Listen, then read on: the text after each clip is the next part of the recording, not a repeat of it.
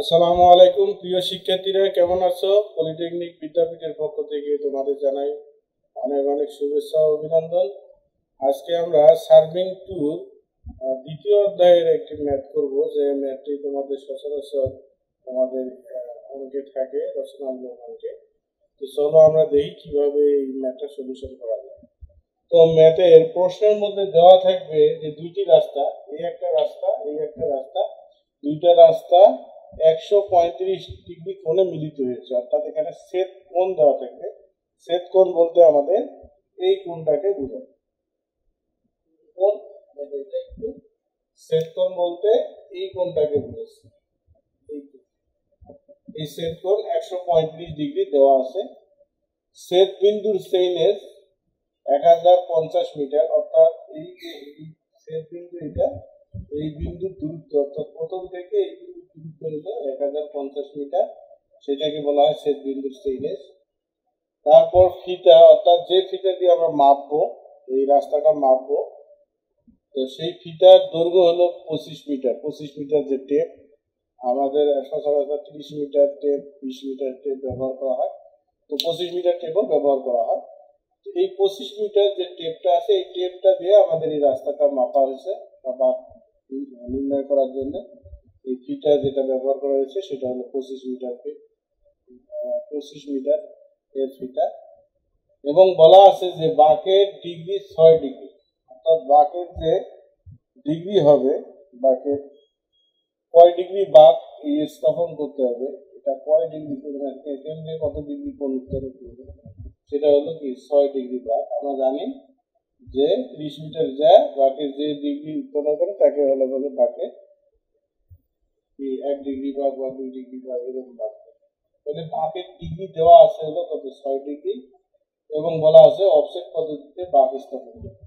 তাহলে প্রশ্নের মধ্যে এই তিনটা বা চারটা জিনিস দেওয়া থাকবে। একটা হলো ছেদ কোণ, একটা হলো ছেদ বিন্দুর সেইনেস, থিটা দেওয়া থাকবে অথবা খুঁটি ব্যবধান দেওয়া থাকবে, আর বাঁকের ডিগ্রি দেওয়া থাকবে, এবং বলবে যে অফসেট পদ্ধতিতে, অথবা বলতে পারি যে স্পর্শক হতে অফসেট পদ্ধতিতে বাঁক স্থাপন করবে। তো সেক্ষেত্রে আমাদের প্রথম স্টেপ হলো প্রতিসরণ কোণ নির্ণয়। তো প্রতিসরণ কোণের জন্য আমাদের তিনটা স্টেপ আছে, যদিও আমরা পরে অঙ্কের শেষে আবার দেখাবো। এই অঙ্কের ক্ষেত্রে যেটা, যে প্রতিসরণ কোণ সমান সমান 180 মাইনাস ছেদ কোণ, অর্থাৎ ছেদ কোণ দেওয়া থাকলে, যে ছেদ কোণ দেওয়া আছে, ছেদ কোণ দেওয়া থাকলে আমরা কি করবো, 180 মাইনাস ছেদ কোণ, এটা সূত্র, প্রতিসরণ কোণ বাহির করার সূত্র। তাহলে আমাদের 135 ডিগ্রি আছে, ছেদ কোণের জায়গায় 135 বসাই দিলাম, তাহলে 180 থেকে 135 বিয়োগ দিলে হবে 45 ডিগ্রি।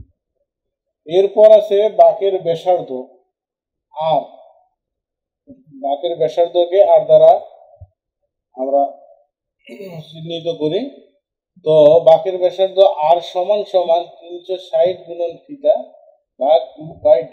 এটা হলো সব ফিতার ক্ষেত্রে, এই যে আমাদের যেমন 25 মিটার, 30 মিটার, 20 মিটার, 15 মিটার যে ফিতায় হোক, তখন আমরা এই সূত্র ব্যবহার করি। আর একটা সূত্র আমরা পাওয়া যায়, সেটা হলো 30 মিটারের জন্য আর সমান সমান 17/19/d। এটা হলো কি 30 মিটার ফিতার জন্য। 30 মিটার যদি ফিতা হয়, তখন আমরা এই সূত্রটা অঙ্কের মধ্যে, বিভিন্ন অঙ্কের মধ্যে এই সূত্রটা দেখে থাকি।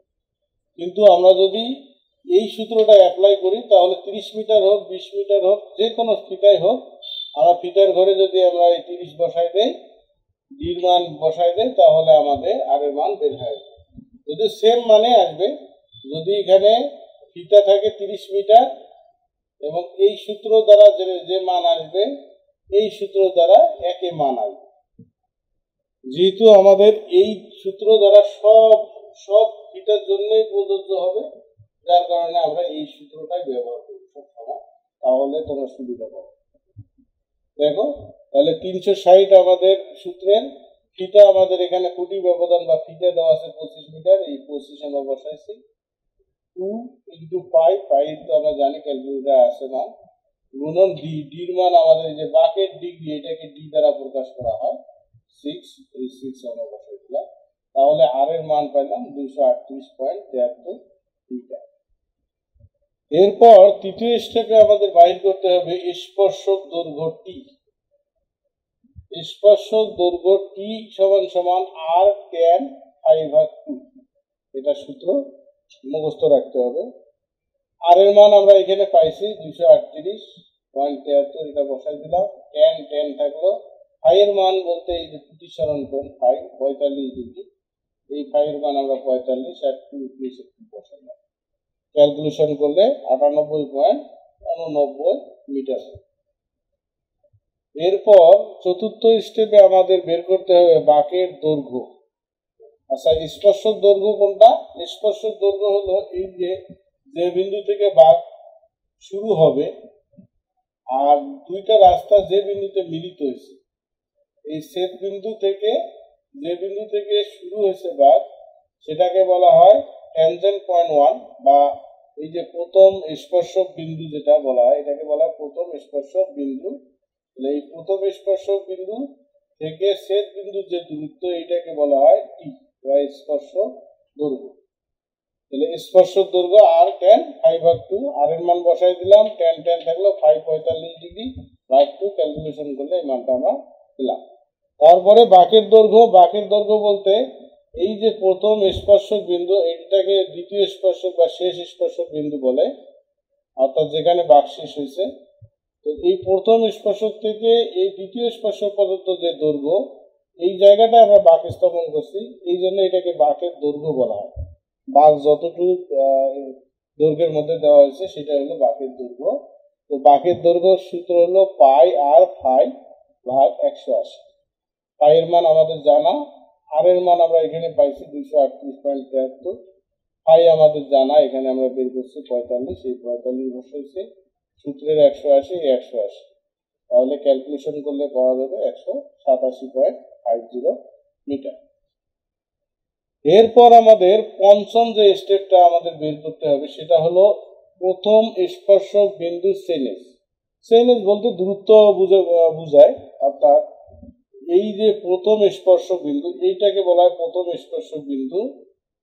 এই প্রথম স্পর্শক বিন্দুর দূরত্ব, অর্থাৎ শূন্য থেকে এই পর্যন্ত দূরত্ব কত, সেটা আমাদের এটা বের করতে বলছে। এটাকে ট্যানজেন্ট পয়েন্ট 1 বলে। তাহলে আমরা কিভাবে বের করব? 0 থেকে আমাদের এই ছেদ বিন্দু পর্যন্ত দূরত্ব হলো 1050, এখান থেকে এই পর্যন্ত 1050। এর থেকে যদি আমরা এই টি এর মানটা বাদ দেই, তাহলে আমি এইখান থেকে এই শূন্য পর্যন্ত আমরা মানটা পাবো।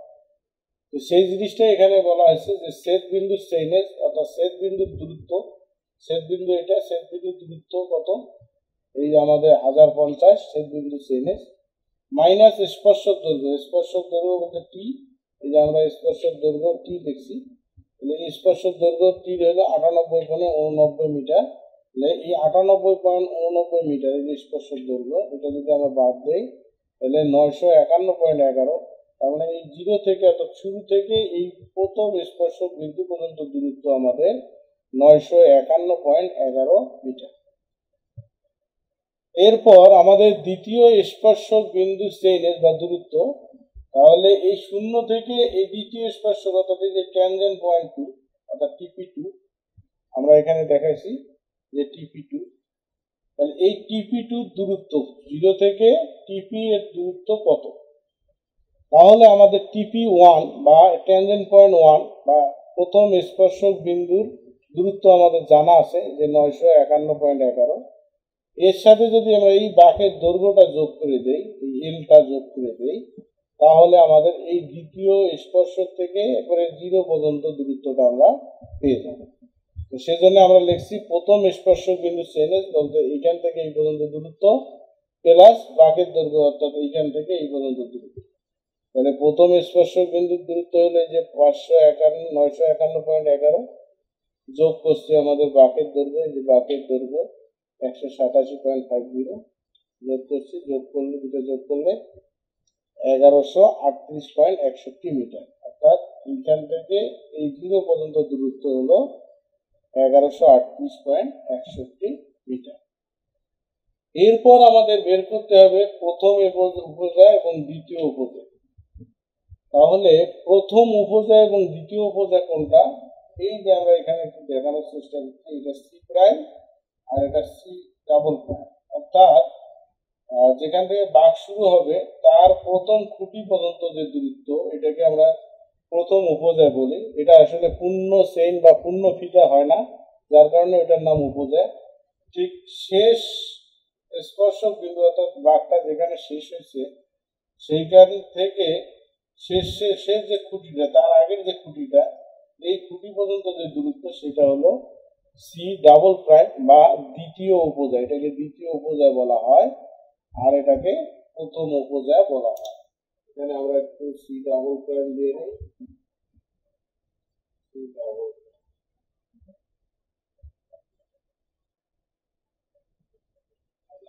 তাহলে এটা একটু ভালো করে বুঝতে হবে।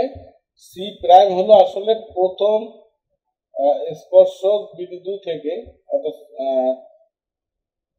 এটা তো আমাদের টিপি ওয়ান, অর্থাৎ স্পর্শক বিন্দু ওয়ান থেকে প্রথম যে খুঁটিটা আমরা বসাবো বাঁকের ওপর, সেই খুঁটির দূরত্ব হলো প্রথম উপজায়। আর যে শেষ খুঁটিটা আমরা বসাবো, এই শেষ খুঁটি থেকে শেষ বাঁকের শেষ বিন্দু পর্যন্ত দূরত্ব, এটা হলো দ্বিতীয় উপজায় বা সি ডাবল প্রাইম। তাহলে আর বাকি যে গুলান আছে এগুলা হলো পূর্ণ যা বলা, অর্থাৎ পূর্ণ ফিতা, এগুলা 1 ফিতা করে। অর্থাৎ 25 মিটার ফিতা দিয়ে যদি আমরা মাপি তাহলে এগুলা প্রতিটার মাপ হলো 25 মিটার করে।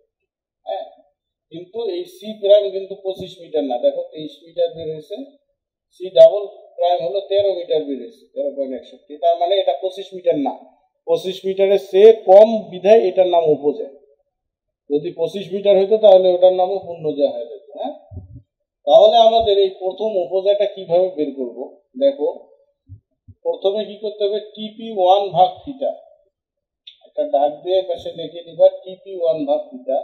টিপি ওয়ান বলতে প্রথম স্পর্শক বিন্দুর এই যে টিপি ওয়ান, এই দূরত্ব, প্রথম স্পর্শক বিন্দুর দূরত্ব আমরা যেটা এখানে বের করছি 951.11, এটা টিপি ওয়ান এর মান। এইটি 951.11কে যদি যে থিটা হলো আমার 25 দিয়ে ভাগ দিলে হবে 38.04।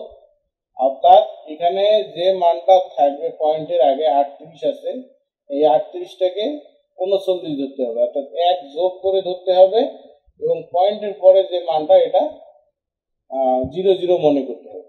মানে 38 আছে, তার মানে এখানে আমাকে ধরতে হবে 39। এটা যদি 25 থাকতো তাহলে এটা ধরা লাগতো 26। 1 বাড়ায় ধরতে হবে, এবং পয়েন্টের পরে যে মানগুলো এটা কাউন্ট করা যাবে না আর কি, এটা হিসাবের বাইরে রাখতে হবে। তাহলে আমাদের এখানে 38.04 আসছে, আমরা এটাকে 38টাকে আমরা 39 দিচ্ছি। তাহলে এই 39 প্রথম উপজা হবে 39 গুণন থিটা, থিটা মানে এই যে 25 মিটার, এই 25 দিয়ে গুণন, মাইনাস টিপি ওয়ান। টিপি ওয়ান মানে প্রথম স্পর্শক বিন্দু চেইন, প্রথম স্পর্শক বিন্দু চেইন 951.11। 951.11 যদি আমরা এই 39 গুণন 25 থেকে বাদ দেই তাহলে বের হবে 23.89 মিটার। এটা কোনটা? এই যে এইখানে যে আমাদের এই যে পয়েন্ট আছে, এটাই হলো প্রথম খুঁটি। এই প্রথম খুঁটিটাই হলো আমাদের 39 নম্বর খুঁটি। 39 নম্বর খুঁটি মানে এক খুঁটি থেকে আর এক খুঁটির দূরত্ব 25 মিটার, অর্থাৎ 1 ফিটা। তাহলে 39 নম্বর খুঁটিতে দেওয়া হবে 39 ফিটা। সেই কারণে 39 ফিটা গুণন যদি আমরা 25 দিয়ে গুণ দেই তাহলে প্রথম থেকে এই প্রথম খুঁটির যে দূরত্ব সেই দূরত্বটা আমরা পাবো।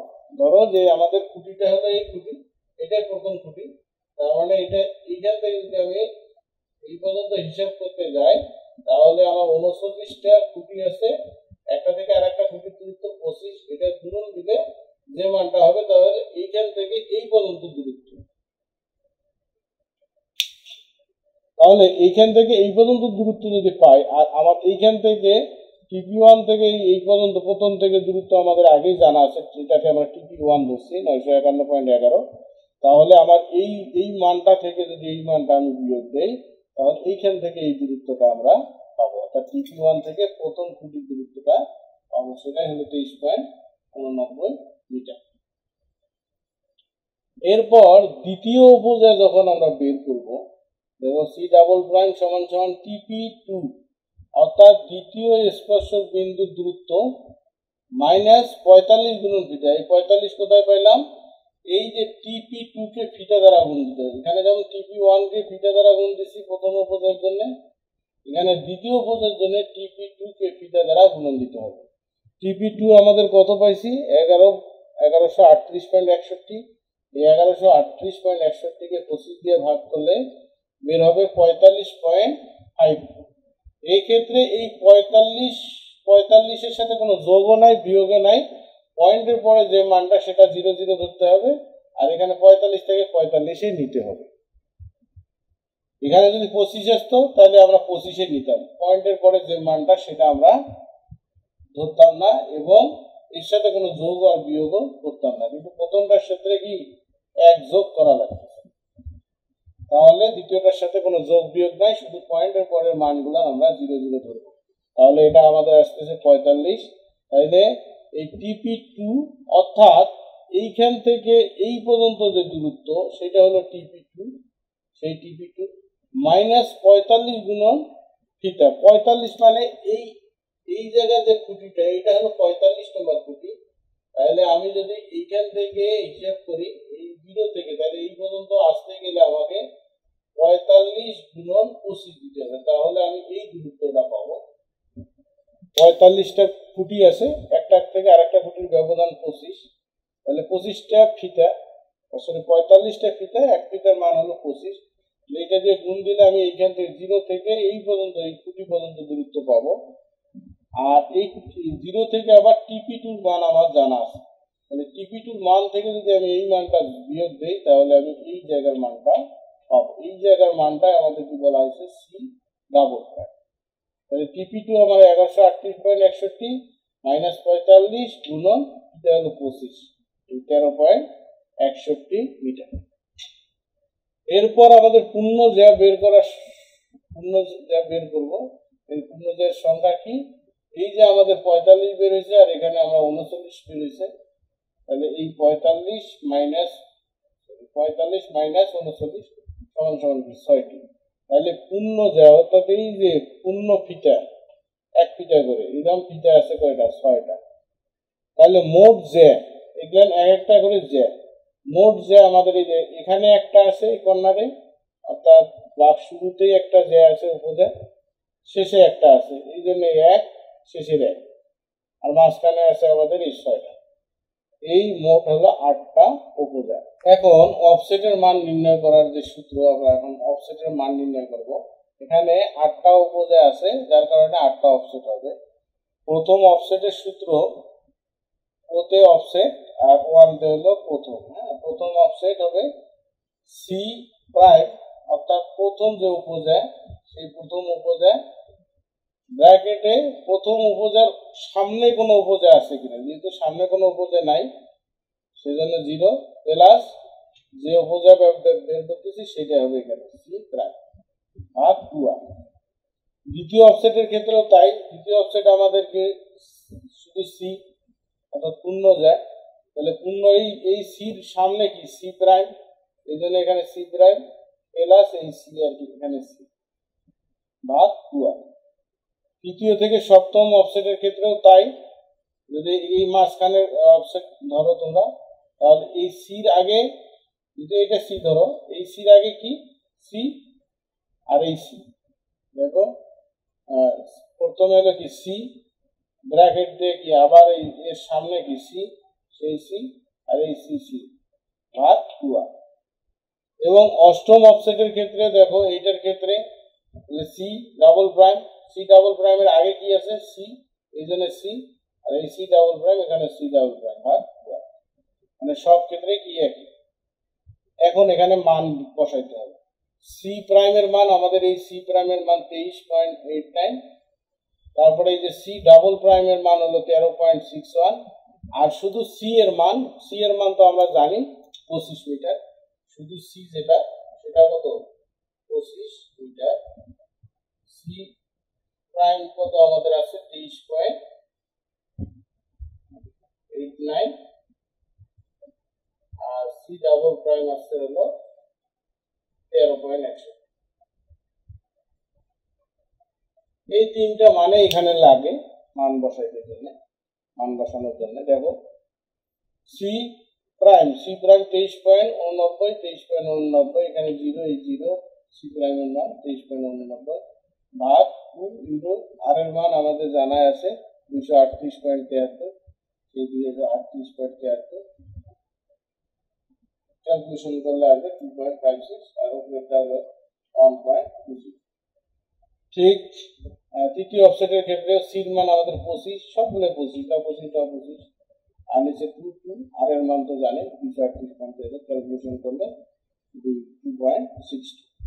ঠিক অষ্টম অফসেটের ক্ষেত্রে সি ডাবল প্রাইমের মান আমাদের 13.61 সির মান 25, সি ডাবল প্রাইমের মান 13.61 আর এর মান তো আমাদের জানা আছে, ক্যালকুলেশন করলে পাওয়া যাবে 1.1 মিটার। এই হলো আমাদের অফসেট পদ্ধতিতে, অর্থাৎ স্পর্শক হতে অফসেট পদ্ধতিতে বাঁক স্থাপনে ম্যাথ। আশা করি এই ম্যাথটা তোমরা বুঝছো। এখন আমরা দেখব এই অঙ্কের মধ্যে কোন কোন জায়গায় সমস্যা হইতে পারে। যে জায়গাগুলোতে সমস্যা হবে আমরা সেইগুলো একটু আলোচনা করে নিই। এখানে একটু আমরা মিশিয়ে দিই।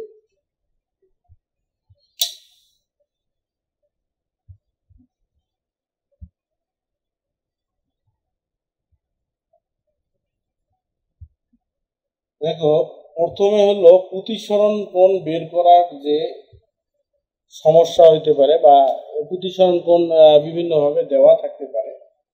যেমন একভাবে দেওয়া থাকে, সেটা হলো যে একটা রাস্তা উত্তর মুখে যাচ্ছে, উত্তর মুখ থেকে উত্তর পূর্ব দিকে বাঁক নিল বা সরে গেল। যে একটা রাস্তা উত্তর দিকে যাচ্ছে, উত্তর দিক থেকে সে কি করলো, সরে গেল কত, যে 43 ডিগ্রি বা 45 ডিগ্রি করে বাঁক নিল কোন দিকে, উত্তর পূর্ব দিকে বা উত্তর পশ্চিম দিকে। তার মানে এই ফাইয়ের মানে কিন্তু এই 40 ডিগ্রি সরাসরি মানটা দেওয়া আছে। তাহলে এই কথাটা দেখে বুঝতে হবে যে সোজা একটা রাস্তা উত্তর দিকে যাচ্ছে, উত্তর দিকে যাইতে যাইতে সে কি করলো, উত্তর পূর্ব দিকে 40 ডিগ্রি বাঁক দিল। তার মানে ফাইয়ের মান কি 40, বা উত্তর পশ্চিম দিকে 40 ডিগ্রি বাঁক নিল, তার ক্ষেত্রেও কিন্তু ফাইয়ের মান 40 ডিগ্রি হবে। তো এভাবে থাকতে পারে, তখন প্রতিসরণ কোণটা আমাদের এইভাবে চিন্তা ভাবনা করতে হবে। আর একটা দেওয়া থাকতে পারে বেয়ারিং হিসাবে, এটা একটা। তো 1 নম্বর প্রতিসরণ কোণ বের করার নিয়ম তো এটা আমরা জানি, সেট কোণ দেওয়া থাকলে আমাদের এই নিয়ম ফলো করতে হবে। আর যদি বলা থাকে যে উত্তর সোজা উত্তর দিকে রাস্তা যাচ্ছে, এটা উত্তর দিকে যাচ্ছে, উত্তর দিকে যাইতে যাইতে উত্তর পূর্ব, এটা পূর্ব দিকে সে কি করলো, বাঁক নিল 40 ডিগ্রি কোণে বাঁক নিল, তাহলে প্রতিসরণ কোণের মান 40 ডিগ্রি। তাহলে এইটা হলো 2 নম্বর প্রতিসরণ। আমরা প্রতিসরণ কোণ বাইর করতেছি, প্রতিসরণ কোণ বাইর করার নিয়ম হলো 2 নম্বর নিয়ম। 3 নম্বর নিয়মে এরকম থাকতে পারে যে এবি এর বিয়ারিং 120 ডিগ্রি আর বিসি এর বিয়ারিং 100 ডিগ্রি, এইরকম ম্যাথ থাকতে পারে। মানে প্রতিসরণ কোণ দেওয়া নাই, কিন্তু এবি এর বেয়ারিং দেওয়া আছে, বিসি এর বেয়ারিং দেওয়া আছে। তখন আমরা কি করব, তখন জাস্ট আই সমান সমান আমরা লিখব 120 মাইনাস 100, তার মানে 20 ডিগ্রি, প্রতিসরণ কোণ হবে 20 ডিগ্রি। আর একটা হতে পারে, সেটা হলো যে এবি এর বেয়ারিং দেওয়া থাকলো যে 200, ধরো দেওয়া আছে 200, আর সিবি এর বেয়ারিং দেওয়া আছে 100, বা এটাই করি, এবি এর বেয়ারিং দেওয়া আছে 100 আর সিবি এর বেয়ারিং দেওয়া আছে 200, সেক্ষেত্রে প্রতিসরণ কোণ কত, বা সেক্ষেত্রে প্রতিসরণ কোণ আমরা কিভাবে করব, মানে সহজ নিয়ম যে এখানে বলতে হবে, লিখতে হবে সিবি এর বেয়ারিং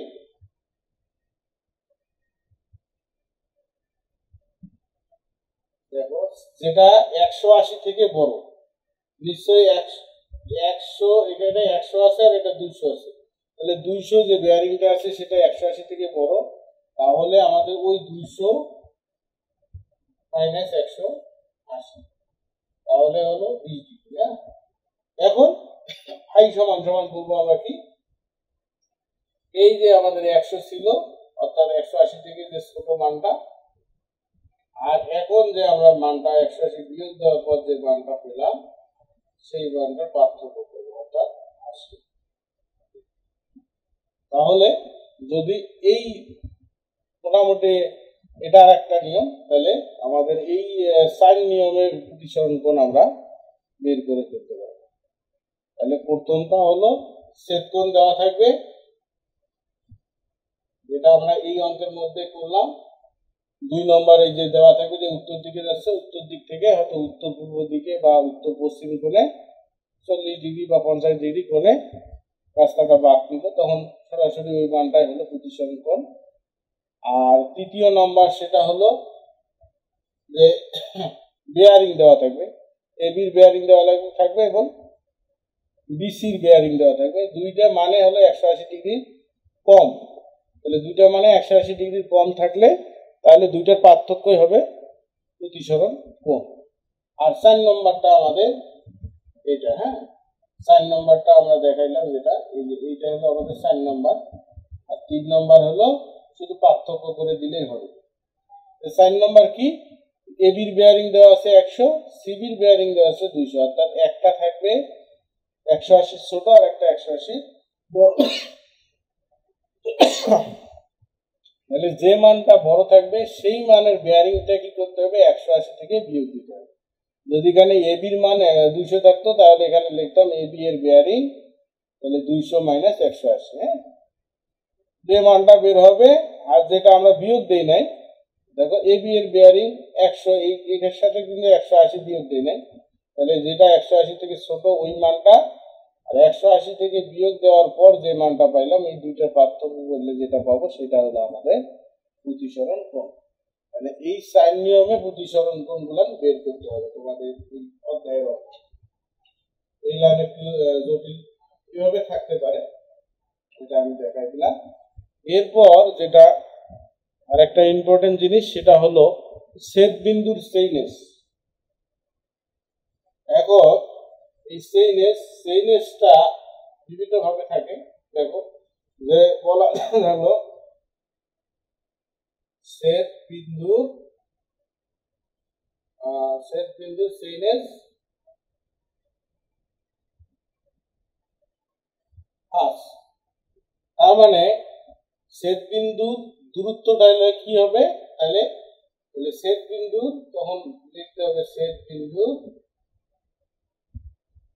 সেইনেস 5 মিটার নাই, কিছু ফিট নাই, কিছুই দেওয়া থাকবে না, শুধু ছেদ বিন্দু সেইনেস দেওয়া থাকবে। তখন আমাদের কি করতে হবে, 5টা ফিটা এটা ধরতে হবে, 5টা ফিটা, তাহলে ছেদ বিন্দু সেইনেস গুণন ফিটা করতে হবে। তাহলে 5 ইন্টু ফিটা, যদি তোমাদের ফুটি ব্যবধান এখানে যেমন 25 দেওয়া আছে তাহলে 25 দিয়ে গুণ দিতে হবে, ফুটি ব্যবধান বা ফিটা যদি 30 দেওয়া থাকে তাহলে 30 দিয়ে গুণ দিতে হবে, দিয়ে যে মানটা আসবে সেই এত মিটার, ওইটাই হবে ছেদ বিন্দুর সেইনেস যদি এইভাবে দেওয়া থাকে। আর যদি এখানে ছেদ বিন্দু সেইনেস দেওয়া থাকতো যে ছেদ বিন্দু সেইনেস 1050 মিটার, তার মানে সরাসরি সে দেওয়া আছে, মিটার দেওয়ার কারণে ওই মানটাই বসাইতে হবে, এখানে আর কোনো গুণ দেওয়া লাগবে না। আর যদি মিটার দেওয়া না থাকে তাহলে বুঝতে হবে ওটা ফিটা দেওয়া, অর্থাৎ 5 সেন দেওয়া বা ফিটা দেওয়া। আর যেভাবে তোমাদের অঙ্কে বেশিরভাগ সময় থাকে সেটা রোল উল্লেখ থাকে, রোল, যে এইভাবে দেওয়া থাকে ছেদ বিন্দু সেইনেস 1000 প্লাস রোল। এখানে যদি মিটার দেওয়া থাকে 1000 প্লাস রোল দিয়ে যদি মিটার কথা লেখা থাকে তাহলে কিন্তু হবে 1000, আমার রোল মনে করো 50, তাহলে হবে 1050 মিটার, যদি এই মিটার কথাটা দেওয়া থাকে। আর যদি এই মিটার কথাটা না থাকে, শুধু বলা হয় ছেদ বিন্দুর সেইনেস, তখন কিন্তু এটা আর মিটার হবে না, তখন কি করতে হবে 1000 ফিটার। তাহলে 1000 এর সাথে 25 গুণ দিতে হবে, তাহলে 1000 ফিটার যোগ এই রোল হলো তোমার লিঙ্ক, 50 গুণন 0.25, 50 গুণন 0.25 দিয়ে গুণ দিতে হবে। কিসের ক্ষেত্রে? এই 25 মিটার ফিটার যদি হয় সেই ক্ষেত্রে। আর যদি এখানে 20 মিটার বা 30 মিটার ফিটার হয়, তখন আর 25 দিয়ে না, তখন কি করতে হবে 1000 গুণন 20 মিটার ফিটার, তাহলে 20 গুণন, আমার রোল কিন্তু 50, আমি রোল ধরছি 50, তাহলে 50 গুণন 0.20। যদি ফিটা কত 20 মিটার হয়, আর ফিটা যদি 30 মিটার হয়, 30 মিটার, তখন কি হবে 1000 গুণন এখানে 30 হবে, 20 এর জায়গায় হবে 30 প্লাস রোল হলো 50 গুণন পয়েন্ট 2 থাকবে, হ্যাঁ, পয়েন্ট 2 থাকবে। তাহলে এইটা যোগ করার পর যেটা আসবে সেটাই হলো আমাদের ছেদ বিন্দু সেইনেস। কথাটা বুঝছো কিনা জানি না। তাহলে ছেদ বিন্দুর সেইনেস যদি আমাদের এইভাবে দেওয়া থাকে, তাহলে আমাদের বের করা যাবে বলে আশা করি। তারপর আমি আর একটা দেখাই যে ছেদ বিন্দুর সেইনেস দেওয়া আছে 2000 প্লাস রো,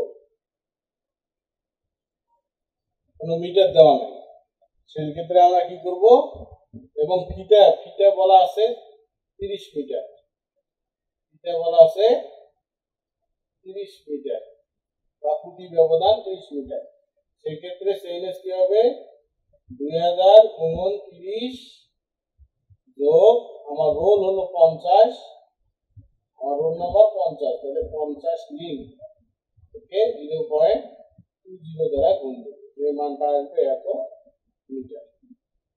এই হলো ছেদ বিন্দুর সেইনেস বের করার নিয়ম।